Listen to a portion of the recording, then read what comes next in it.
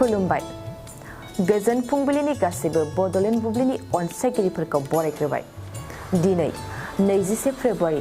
मंगलबारनि फानजामुथिखौ फरायथिनो लादों खिलिखां ब्रह्मआ फानजामुथिनि गिबियाव दं मेष राशि मोजां सान दिनैनि सानाव माबा मोनसे मुवा मोनफुंनो हागौ लटारिफोर लायोब्ला खाफाल जुफिनो हागौ वृष राशि दावबायनायनि फारसे मोजां सम बिसि फिसाखौ लानानै गुबुन जायगायाव दावबायहैनो थांखि लागोन मिथुन राशि नखराव नांलाय खमलाय जागोन जेंनाखौ लानानै सोमोन्दो गावस्रालायनो हागौ दुखुजों समखौ बारहोहरगोन कर्कट राशि नखराव मुवा बेसाद खहा जागोन हरखाब जोथोनै लाखिनाय मुवाया खहा जानो हागौ खहा जानायखौ मिथिस्लाबनाय नङा सिंह राशि नखराव मोजां सम नखरनि गासै सोद्रोमाफोरनि गेजेराव गोजोन खौसेथि फैगोन अनलायनाया बारा जागोन कन्या राशि गोसोआ गुबुननि गाहायाव थानाय नङा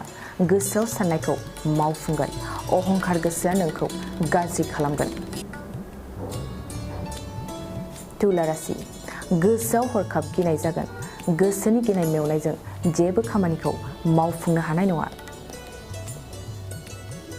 वृश्चिक राशि देहायाव जेंना नुजाथिगोन देहानि जानाया नोंखौ नोरजिया खालामगोन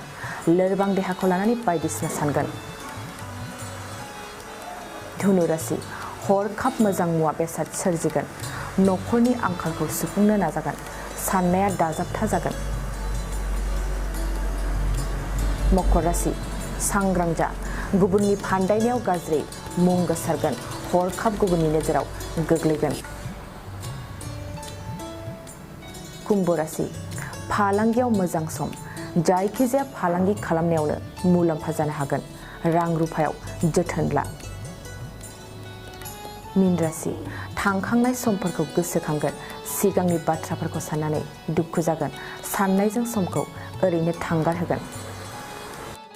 दिनै सानसेनि राशि फरायथिनायाबो एसेनोसै आसा खालामो नोंथांनि दिनैनि सानाव मोजाङै मोजां थांगोन बेखौ बड'लेण्ड बुब्लि नखरनिफ्राय मिजिंथिबाय गोजोन्थों